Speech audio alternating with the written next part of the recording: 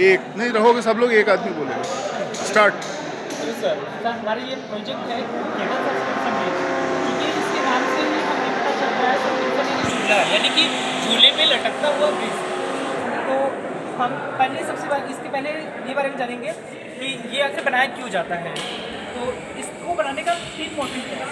पहला मोटिव ये है कि ये हम ऐसे ब्रिज ऐसी नदी के ऊपर बनाते हैं जहाँ पे हमारा नदी बहुत गहरा हो, बीच में पिलर नहीं डाल सकते, वहाँ पे हम ये सस्पेंशन ब्रिज का निर्माण करते हैं। या तो ऐसी खाई हो, गहरी खाई हो, जहाँ पे हमारा अगर पिलर डाल रहे हैं तो वहाँ पे उसका स्ट्रेंथ हमें नहीं मिल पा रहा है, पिलर का स्ट्रेंथ नहीं मिल पा रहा है, और बहुत लंबा हमें फाउंडेशन उसका डालना पड़ेगा, जिसकी वजह से हमारा पिलर कमजोर, मतलब स्ट्रेंथ उसमें नहीं मिल पाएगा उतना। तीसरा इसका मोटिव बनाने का ये है कि अगर हम ये ब्रिज जहाँ पे बना रहे हैं वहाँ पे घनी आबादी क्षेत्र हो, जैसे ब्रिज के नीचे बहुत महंगे महंगे घर हों या फिर कोई महंगी चीज़ हो, वहाँ पे हम जहाँ पे पिलर नहीं डाल सकते, तो वहाँ पे हम ये सस्पेंशन ब्रिज बनाते हैं। ये ब्रिज हमारा जो है वो 3 पार्ट में डिवाइड है। पहला सुपर स्ट्रक्चर, सब स्ट्रक्चर और बेस। बेस हमारा फाउंडेशन है, और सब स्ट्रक्चर हमारा रोड है, सुपर स्ट्रक्चर हमारा ये है। Thank you sir.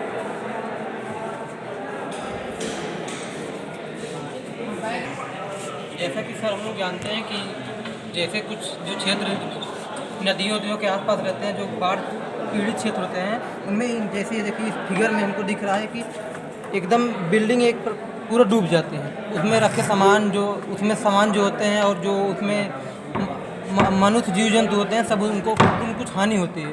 उसमें साथ साथ जो बिल्डिंग बनी होती है उसका भी हानि होती है, जैसे उसमें सीलन आ जाती है, जो फर्श होते हैं उस पर पूरा गंदगी आ जाती है, कई सारी बीमारियाँ पैदा होती हैं। इन सब को हम लोग को बचने के लिए हम लोगों ने कुछ उपाय करना होगा, जिससे हमारी बिल्डिंग भी सेफ रहे, उसमें रहने वाले लोग भी सेफ रहें और उसमें जो सामान रखा गया है वो भी सेफ रहे। तो इन सब के लिए हम लोगों ने खोज किया फ्लोड रेजिस्टेंट बिल्डिंग की। इसमें सर क्या कॉन्सेप्ट, इसमें आर्किमिडीज का सिद्धांत लगता है, जो सिद्धांत है कि जो पानी होता है उसके अंदर हम लोग उसके ऊपर हम लोग जैसे एरिया बढ़ाएंगे, उसका जो आयतन बढ़ाएंगे तो पानी डूबेगा नहीं, पानी के ऊपर ही रहेगा। इन सब के लिए हम लोगों ने क्या किया कि जैसे जो वेस्ट मटेरियल का ट्यूब हो गया, ये सब हो गया, इन सब को लगा के हमको बिल्डिंग को ऐसी प्रकार बनाया जाए ताकि ये ऊपर उठे। अब जैसे कि इस फिगर में दिख रहा है, पानी आ रहा है तो बिल्डिंग ऊपर उठ रही है, और जैसे पानी चला जा रहा है फिर बिल्डिंग नीचे आ जा रही है। इससे बिल्डिंग की जो बहुत ज़्यादा इफेक्ट नहीं पड़ रहा, इसमें जो बहुत सारी बीमारियाँ जो पानी के साथ बह के आती हैं वो सब भी नहीं पैदा होती हैं, और पूरा मेरा बिल्डिंग इस प्रकार के सेफ जोन में आ जाता है। और फिर इसमें क्या होता है कि इससे काफ़ी सारे लाभ भी होते हैं, जैसे बिल्डिंग को सुरक्षित कोई भी प्रभाव नहीं पड़ता है। बिल्डिंग की हम लोग जो इसमें जो अन्य सभी कार्य किए जा सकते हैं। इसमें जो फोर्स लगता है, इसमें कई प्रकार के फोर्स भी लगते हैं, जैसे बाढ़ जो पानी आता है उसमें फोर्स लगता है, उन सबको रोकने के लिए हमके जो इसका फाउंडेशन होता है उसमें फंसाने के लिए हमको ज़मीन के जो इसमें जो मिट्टी होती है उसके अंदर हमको मजबूत फाउंडेशन बनाना होगा। फाउंडेशन के पास मुझको एक ऐसा जुगाड़ करना होगा जिससे बिल्डिंग मेरी उसी पे खड़ी होकर ऊपर और नीचे आती जाती रहे, उससे कोई प्रभाव ना करे। और फिर सर इसमें हम प्लान बल होता है वो कार्य करता है। उसमें सर क्या होता है कि बिल्डिंग को अपने एक निर्धारित स्थान पे पड़े रह के ऊपर और नीचे जाने का कार्य करता है। Yes sir, thank you. तुम लोग इसका लाभ हो। हाँ। तो इसका प्रॉफिट यही है कि अगर पानी यदि हमारा आता है तो मेरी जो बिल्डिंग है, पहली बात ये लाइट वेट बिल्डिंग है, ये हल्की सामग्री से बनाई जाती है, जैसे कि ऊँट से बनाई जाती है। इसमें क्या होता है अगर पानी आता है तो इसमें जो जैसे कि फिलहाल हम लगाए हुए हैं बोतल और ये क्या कहते हैं ट्यूब लगाया है, तो ये बायोन्सियल फोर्स होता है, उसके द्वारा काम करता है। जब हमारा वाटर पानी बाढ़ आता है तो ये हमारी बिल्डिंग को क्या करता है, उठा देता है, फाउंडेशन से हमारी बिल्डिंग ऊपर उठ जाती है, और क्या कहते हैं उसके बाद जब पानी मेरा धीरे चला है तो ये बिल्डिंग जो हमारी नीचे हो जाती है। इसमें कई प्रकार के फोर्स काम करते हैं, जैसे इंटरनल फोर्स, एक्सटर्नल फोर्स, इतने ही फोर्स काम करते हैं।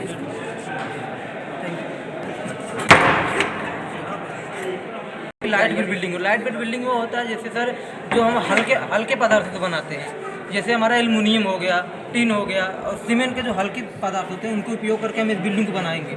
इससे जो बाढ़ पीड़ित क्षेत्र है वहाँ पे हल्की बिल्डिंग बनाई जाती है। जैसे जहाँ पे कुछ एरिया ऐसे होते हैं जहाँ पे हमको कंक्रीट का बहुत सामग्री मिलना बहुत कठिन होता है, तो उसकी जगह हम ये सब माने छोटे मोटे सामान को उपयोग करके हम ऐसी बिल्डिंग बनाएंगे जो देखने में सुंदर भी लगेगी और रहने के भी लायक होगा, और एक वातावरण भी ठीक रहेगा।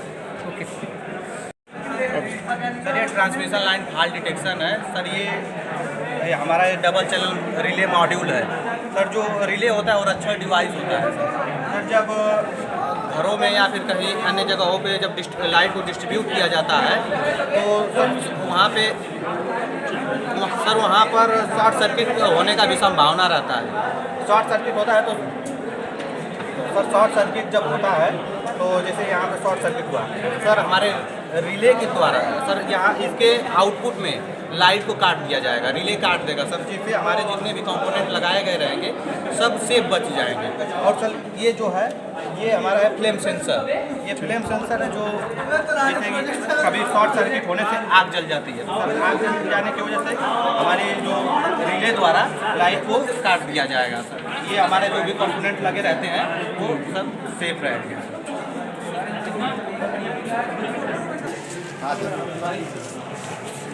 सर ये हमारा प्रोजेक्ट का नाम है ऑटोमेटिक जेब्रा क्रॉसिंग सिस्टम। तो जैसे हम लोग अगर कभी रेलवे स्टेशन जाते हैं एक प्लेटफॉर्म से दूसरे प्लेटफॉर्म पे जाने के लिए हमको सर बहुत लंबी सीढ़ियाँ चढ़नी पड़ती हैं, बहुत दूर का डिस्टेंस कवर करना पड़ता है। इसमें सर हमने एक ऐसा सिस्टम बनाया है जिसमें 2 IR सेंसर मॉड्यूल और 2 रिले सेंसर मॉड्यूल का यूज़ करके हमने automatic with forward and reverse direction में बनाया है, जो कि फॉरवर्ड भी जा सकता है, रिवर्स भी जा सकता है। जो पहला सेंसर जो है वो सर प्लेटफॉर्म से 10 किलोमीटर अपार्ट रहेगा, मतलब 10 किलोमीटर दूर रहेगा। वो क्या करेगा, जैसे ही ट्रेन आएगी वो ट्रेन ये जो सेंसर है इसको सेंस करके यहाँ पे बजर बजा देगा। यहाँ पे जो बजर है वो बता देगा, ये बताएगा कि जो हमारा ट्रेन है वो आ चुकी है, इस जेब्रा क्रॉसिंग को ये खाली करा जाए ब्रिज को। जैसे ही ट्रेन हमारी चलते चलते सर आएगी, ये ट्रेन चला देते हैं। फिर जैसे ही सर ट्रेन हमारी चलते हुए यहाँ पे क्रॉस होते हुए आएगी सर,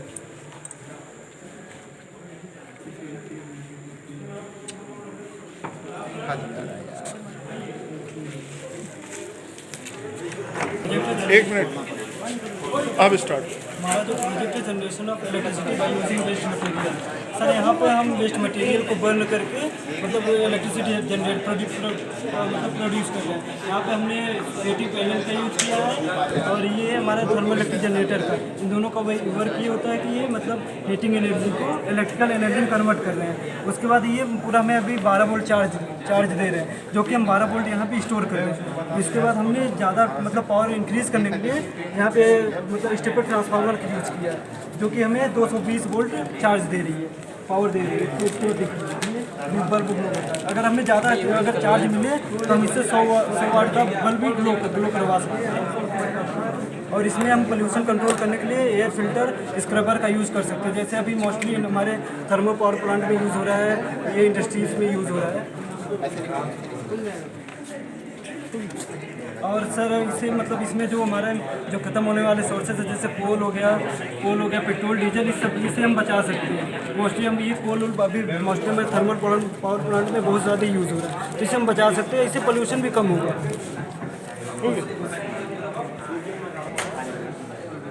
ओमनी डायरेक्शनल विंड मिलने चाहिए। इसका काम है कि पावर जो वायु चलता है उसको जनरेट करता है, इलेक्ट्रिसिटी में कन्वर्ट करता है। इसमें कोई दिशा से हवा आएगी, ये घूमेगा, जिससे इसके नीचे लगे दिए और उसके जुड़ा हुआ डायनेमो जुड़ा हुआ। डायनेमो काम करता है मैकेनिकल इलेक्ट्रिकल में चेंज करता है। लगा दो जाना सर ये सर विशाल बहुत चक्की है। ये मतलब एयर फ्लो से ये घूमेगा, और जब ये घूमेगा तो सर इसके नीचे लगा हुआ है इस पर गियर, और इस पर गियर के नीचे डायनेमो लगा हुआ है सर। और ये यहाँ से इलेक्ट्रिसिटी जनरेट करेगा जब, तो ये विंड एनर्जी को इलेक्ट्रिकल एनर्जी में चेंज करेगा। और सर ये रजिस्टर लगा हुआ है जिसमें से LED जो लगी हुई है वो इंडिकेट कर रही है कि इलेक्ट्रिसिटी जो हमारी है वो आ रही है, जनरेट हो रही है। और जो इलेक्ट्रिसिटी जनरेट होके यहाँ पे बैटरी पे स्टोर होगी। अब बैटरी पे स्टोर होगी तो फिर उसकी सहायता से हम कुछ भी बल्ब जला सकते हैं या तो फिर चार्ज कर सकते हैं, कुछ भी एनीथिंग। और जब इसको बड़े स्तर पे करेंगे तो इसमें हम बड़ी बैटरी का यूज़ कर सकते हैं, मोटर का यूज़ करेंगे। इसका उपयोग हाईवे पे ज़्यादातर होता है। सर ये जो पूरा प्रोजेक्ट है इसका नाम है यूनिवर्सल कटिंग मशीन, जो इसमें क्या है कि हम इसमें पूरे सेट में कटिंग या ग्राइंडिंग अलग अलग तरीके से कराएंगे। इन केस क्या होता है कि जो हमारा कटर एक ग्राइंडर होता है वो नॉर्मली एसी मोटर पे वर्क करता है, एसी मोटर वर्क करता है, तो मतलब एसी मोटर वर्क करता है। लेकिन इसमें क्या है, जो हम मोटर लगाए हैं यूनिवर्सल मोटर लगाए हैं। यूनिवर्सल मोटर में इसका जो आरपीएम है ये 3500 आरपीएम है। 3500 आरपीएम जो है कटिंग या ग्राइंडिंग करने के लिए बहुत अच्छा है। इसमें जो मोटर है वो फ्लेमिंग लेफ्ट हैंड रूल पे वर्क करता है। पहले हम इसकी वर्किंग दिखाते हैं।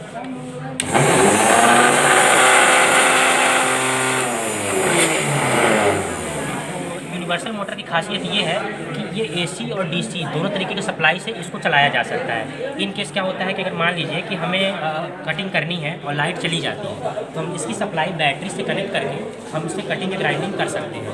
और फिर उसके बाद हमने एक ये सेट बनाया है। इसमें क्या है कि हम कटिंग या ग्राइंडिंग जो है वो हम स्लाइडिंग करके कराए हैं।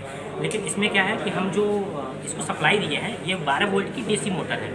इसकी सप्लाई हम बैटरी से दिलाए हैं। जो बैटरी है इसको चार्ज करने के लिए हम सोलर पैनल का इस्तेमाल किया है। कि मान लीजिए कि लाइट नहीं है, फिर हम कटिंग या ग्राइंडिंग स्लाइडिंग करके करानी है तो हम सोलर पैनल का यूज़ किए हैं। सोलर पैनल जो है वो चार्ज करेगी हमारी बैटरी को। ये बैटरी 12 वोल्ट की है और ये जो है इसको कनेक्ट किए हैं जिससे कि ये इसको रोटेशन कराने में है। तो पहले हम इसकी वर्किंग दिखा देते हैं इसको करते हैं।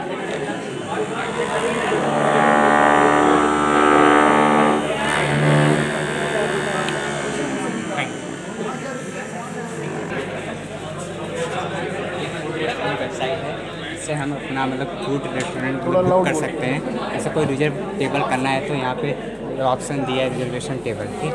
तो यहाँ जाएंगे, यहाँ से हम अपना रिजर्व कर लेंगे टेबल। इसमें अपना इंफॉर्मेशन फिल करना पड़ेगा, जैसे फुल नेम हो गया, फ़ोन नंबर हो गया, ईमेल हो गया, डेट हो गया, नंबर ऑफ़ पर्सन और टाइम स्लॉट किस समय पे। जैसे यहाँ बुक कर लेंगे तो यहाँ एक मैसेज आ जाएगा। जैसे होम में मेनू में क्या है,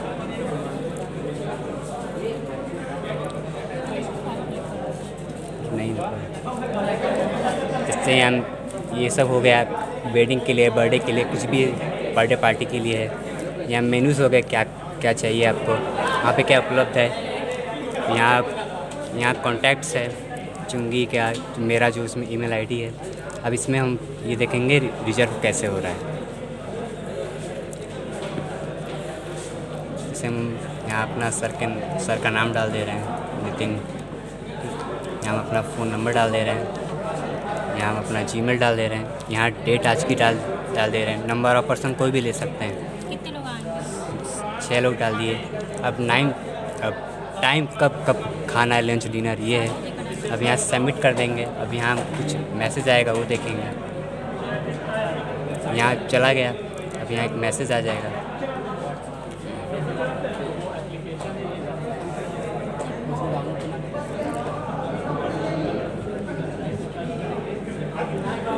देखिए यहाँ मैसेज आ गया, नितिन सर का आ गया।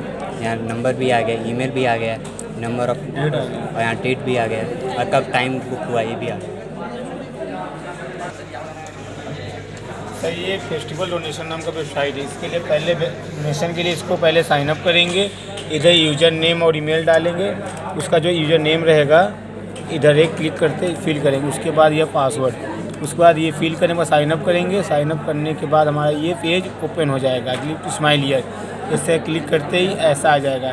ऐसे लोग सर जो उसको दीपावली मनाना, होली मनाना पर पैसे नहीं होते, उनके बच्चे जिद करते हैं हमको ये चाहिए, तो ना होते हुए उनको पर्पज़ के लिए ऐसे बच्चे जिसका सर कोई नहीं इस दुनिया में, कचरा बीनता हो, कुछ भी करता हो, अंधे लोग सर जिसके पास पैसे नहीं, अंधे हैं, कैंसर पीड़ित जो दवा चाहिए उनको नहीं हो पाते, और ये शहीद हो गए, ऐसे बुजुर्ग जिसके बच्चों लोग घर से निकाल देते हैं सर, वो जाते हैं, उनके लिए वृद्धाश्रम हो गया, अनाथ आश्रम हो गया। इसमें हम अपना डोनेशन कर सकते हैं। डोनेशन करने के लिए से इसको ऐसे क्लिक करते हैं, इधर अपना बैंक डिटेल आ जाएगा, IFSC कोड आ जाएगा और ये UPI ID आ जाएगा, यहाँ बारकोड लगा रहेगा सर। ऐसे यहाँ आप क्लिक करके उसको डोनेट कर सकते हैं चैरिटी को। इससे चैरिटी पर पैसा जाएगा, वो किसी को ऐसे ज़रूरतमंद लोग को पैसे डोनेट करके उनका हेल्प कर सकें।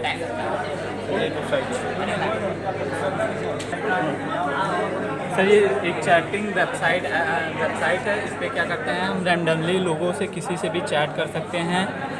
जैसे ये इस पे वेबसाइट हम सर्च करेंगे गूगल पे, ये ओपन हो जाएगा। तो इसमें जैसे रैंडमली कोई भी रहेगा, कोई भी मैसेज करता है तो जो एक साइड से दूसरे साइड पे यूज़र होता है उसको रिसीव हो जाता है। तो इस पर कोई भी कहीं भी मतलब देश विदेश कहीं भी किसी से भी बात कर सकता है। इससे आप इसमें जैसे आप वेबसाइट्स पे जैसे गूगल पे आप प्रोडक्ट सेल करना चाहते हैं तो उस पर वो सब भी लगा के आप इसके ज़रिए अपना सेल कर सकते हैं, अपनी मार्केटिंग कर सकते हैं। इन सब में भी ये यूज़फुल हो ये सकता है। एंड्रॉइड पे है कि उसको विंडोज़? ये Windows yes. Good afternoon sir, ये हमारा एक ई कॉमर्स का डैशबोर्ड है जो कि कंपनी को हेल्प करता है कि कंपनी को कितना प्रॉफिट और लॉस होगा। तो आप देख सकते हैं कि अप्रैल मई जून में उनके फर्नीचर ज़्यादा बिक रहे हैं, क्लोथिंग कम बिक रहे हैं, फर्नीचर इलेक्ट्रॉनिक्स के समय अगर इस टाइम कंपनियां क्लोथिंग ज़्यादा बिकेगी तो उनको लॉस हो सकता है। इसलिए अगर एक प्रॉपर डैशबोर्ड पे अगर उनको समझ में आएगा तो वो अपने सामान ज़्यादा बेच सकते हैं। और अगर आप एक ये 1 ईयर का डेटा है जो कि बहुत सारे स्टेट में आता है, तो जैसे हमने गोवा सेलेक्ट किया तो गोवा में क्या हो रहा है सर, क्लोथिंग ज़्यादा सेल हो रही है। अगर यहाँ पर हम फर्नीचर से इलेक्ट्रॉनिक्स के सामान बनाएंगे तो हमें लॉस हो सकता है। इससे हम लोग एक कंपनी का एक प्रॉपर डैशबोर्ड बनता है 1 ईयर का, जिससे कंपनी को प्रॉफिट हो सके। तो सर आप देख सकते हैं सम ऑफ अमाउंट 754 रुपये का हुआ है, जिसमें से क्वान्टिटी उनकी 39 रुपये की हुई। सम ऑफ एवरेज एक प्रोडक्ट जो उनका बिका है 228 रुपये का बिका है और हर प्रोडक्ट में उनको 58 रुपये का प्रॉफिट हुआ है। अगर उनको हर चीज़ ऐसे पता रहेगी तो कंपनी आगे चल के ग्रोथ कर पाएगी। दूसरा वाला पिज़्ज़ा वाला ये सर एक पिज़्ज़ा कंपनी का डैशबोर्ड है जो कि उन्होंने जैसे एक वीक में कितने, जैसे संडे मंडे, तो सर संडे को जैसे 2.6K की उनकी बिक्री हो रही है। और सेल्स ऑफ पिज़्ज़ा कैटेगरी कौन सी पिज़्ज़ा उनके ज़्यादा बिक्री, जैसे चिकन पिज़्ज़ा हो गया, क्लासिक पिज़्ज़ा और सुप्रीम हो गया। जैसे चिकन पिज़्ज़ा देख सकते हैं 23% बिक रहा है। इस टाइम अगर हम लोग लो बेचेंगे तो sir sales of pizza size में कौन से ज़्यादा पिज़्ज़ा सेल्स होने, जैसे लार्ज पिज़्ज़ा हो गया, स्मॉल पिज़्ज़ा हो गया, एक्सेल हो गया। तो इससे कंपनी को प्रॉफिट और लॉस हो सकता है कि उनकी क्या चीज़ ज़्यादा बिके, क्या चीज़ कम बिके। Sir this is the platform where ये मोबाइल सेलिंग का प्लेटफॉर्म है, जिस पे हम मोबाइल सेलिंग का प्लेटफॉर्म है। जैसे कि आप फ्लिपकार्ट पे देखते हैं तो वहाँ पे बहुत सारे प्रोडक्ट बेचे जाते हैं, लेकिन मोबाइल क्लासिफिकेशन में होने में आपको दिक्कत होती है। तो इस पर क्या रहता है कि बस हमारा स्मार्टफोन ही सेलिंग किया जाएगा। इस प्लेटफॉर्म का जो है फीचर्स में है, फ्री शिपिंग है। जैसे कि फ्लिपकार्ट पे आप कोई भी चीज़ शॉपिंग करते हैं तो उसका चार्जर देना पड़ेगा, तो मेरे पे क्या रहेगा कि चार्जर देना नहीं पड़ेगा। ऑनलाइन ऑर्डर है, सेव मनी, प्रमोशंस किए जाएंगे। मतलब कि जैसे आपका प्रोडक्ट हो गया तो उस पर एड लगाए जाएंगे, जिससे कि वह कंज्यूमर तक बहुत ज़्यादा पहुँचेगा, तो उससे बहुत ज़्यादा लोग परचेज करेंगे। 24/7 ये कस्टमर सपोर्ट है। और ये क्या है कि लिस्ट है मल्टीपल प्रोडक्ट, जैसे कंपनीज़ की हो गया, आईफोन हो गया, पोको हो गया, मोटरोला, वीवो, बहुत सारी कंपनियां हैं जिससे हम कांटेक्ट करके उनका स्मार्टफोन अपने वेबसाइट पे सेल करेंगे। और इस पे ऑफ़र चलते रहते हैं, तो उससे क्या होगा कि आपका बजट कम लगेगा और मोबाइल परचेज होगा। इस पे festival offer, event offer, celebrations offer, बहुत सारे ऑफ़र चलते रहते हैं, जिससे कि आपका बजट कम लगेगा और मोबाइल। जैसे आप शॉप नाउ पे क्लिक करते हैं तो ये जो लिस्ट ऑफ प्रोडक्ट्स है ये आ जाता है। जैसे कि बहुत सारी कंपनियां हैं, यहाँ पे आ जाएगा। आप इस प्रोडक्ट पे अगर क्लिक करते हैं तो उसका इन्फॉर्मेशन आपको दिखने लगेगा, जैसे कि ये इसका मतलब क्या चीज़ स्पेसिफिकेशंस है, ये चीज़ें, और यहाँ पे प्राइस और उसका मॉडल नेम, और ये रैम और स्टोरेज और हाईलाइट्स, जैसे कि क्या क्या चीज़ें इसमें इनबिल्ड है। 8 GB रैम है, 256 ये इस डिवाइस का है, और 64 GB ये है, और buy now add to cart है, ये ऑप्शंस है। और कोई भी यूज़र आता है तो यहाँ पे लॉगिन का एक ऑप्शन है, जिसमें वो जीमेल और पासवर्ड डाल के लॉगिन कर लेते। किस उस पर बनाया हो सर? ये HTML, CSS और जावास्क्रिप्ट की मदद से बनाया है, एक वेब डेवलपमेंट में।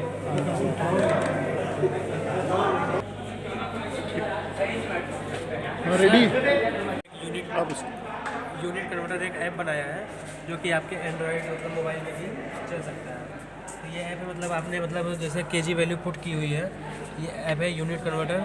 इसमें आपने मतलब केजी वैल्यू अगर आप पुट करेंगे, कोई भी वैल्यू आप देंगे तो आपको मतलब पाउंड में वैल्यू आपको प्रोवाइड कराएगा। जैसे कि 6 kg में इतने मतलब 13.23 पाउंड वैल्यू फिट होते हैं। तो ये है KG value to pound value converter. इसमें मतलब मीटर टू सेंटीमीटर और भी मतलब बस एक ही यूनिट है अभी, मतलब फिलहाल एक ही को मतलब इसने बिल्ड किया है, और भी यूनिट को मतलब काम प्रोसेसिंग में है। किस उस पे है? जैसे एंड्रॉयड में सर, एंड्रॉयड लैंग्वेज में सर। ठीक।